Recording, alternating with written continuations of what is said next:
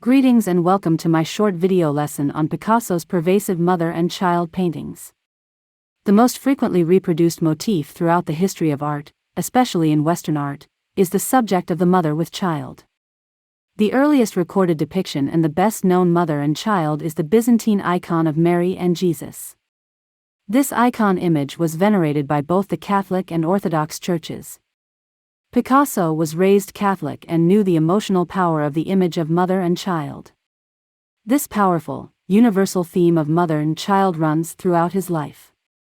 Each painting is different, depending on which visual form he was experimenting with at the time. Let us take a look at two of them and consider Picasso's different styles. Picasso was first taught by his father, an art teacher, and later received a more formal education in art history.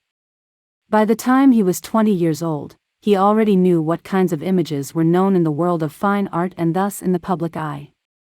As an adult and working artist, Picasso had to become more than just an imaginative visual artist, he had to become a shrewd businessman.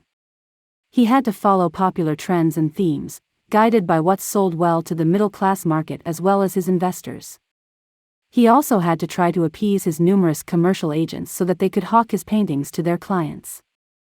Picasso painted this mother and child in the summer of 1902 during his melancholic poor period, or as it is now called, his blue period. He and his friends had decided to visit the women's prison at Saint Lazare. It was very close to where he lived in Paris. The desperate poverty in Paris meant that many women had to prostitute themselves, which in turn led to the spread of venereal diseases.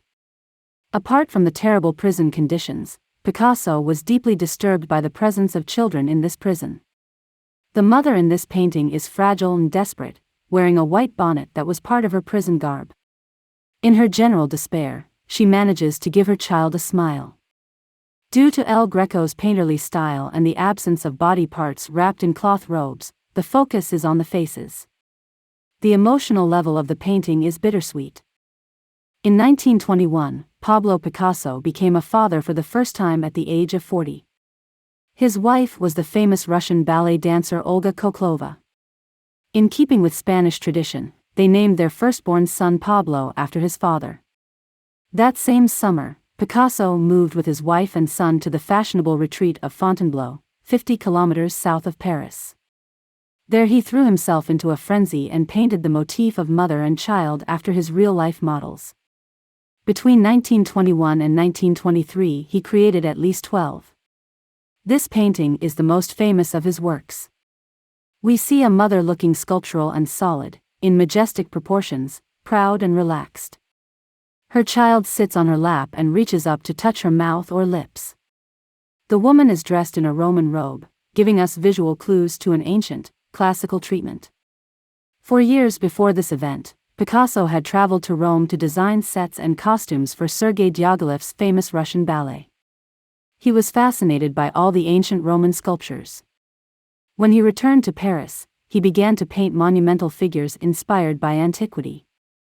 Picasso's mother features healthy flesh tones, a carefree sea background, geometric right angles, vertical and horizontal compositions, all carefully balanced and inspired by Renaissance art. The child, however, breaks through the rigid formality by bringing light-hearted movement to the composition. Brilliant. In summary, Picasso was always willing to experiment with different visual forms, techniques and compositions, but like all great entrepreneurs, he knew how to capitalize on a large, ubiquitous subject like mother and child.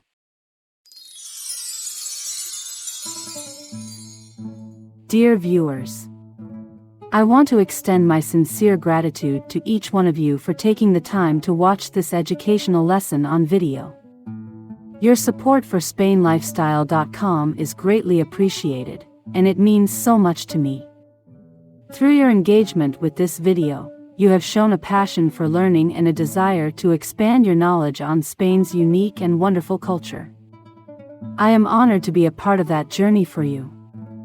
As I work hard to continue to bring you the best educational content, I encourage you to visit my website SpainLifestyle.com for more lessons, books, and informative articles. SpainLifestyle.com also has a Facebook page and a YouTube channel. I also have several historical textbooks and interesting travel guides on Amazon for you to read, learn, and enjoy, all with colorful illustrations. Once again, thank you for your support and for being a part of my Spanish art lovers community. I hope you will enjoy everything that SpainLifestyle.com has to offer.